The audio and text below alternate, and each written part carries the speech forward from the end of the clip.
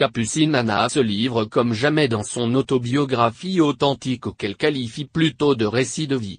L'ancienne chroniqueuse y parle de sa vie professionnelle, mais également de sa vie privée.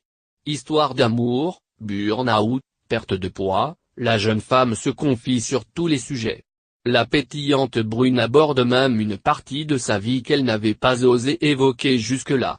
En effet, Capucine Anna parle dans son livre d'un sujet douloureux, son avortement qu'elle a subi alors qu'elle n'avait que 17 ans.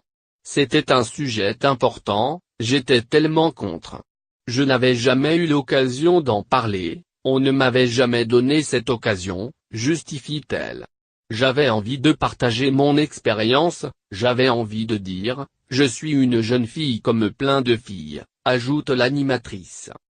Quel message Capucine Anna a-t-elle envie de faire passer à travers son expérience? Moi à l'époque, j'avais envie de le garder, répond-elle.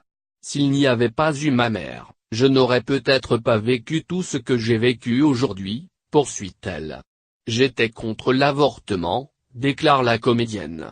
Je m'en voudrais toute ma vie si on m'annonce qu'à cause de cet avortement, je ne pourrais plus avoir d'enfants, ajoute la jeune femme de 27 ans qui précise que son rêve est de se marier et d'avoir des enfants.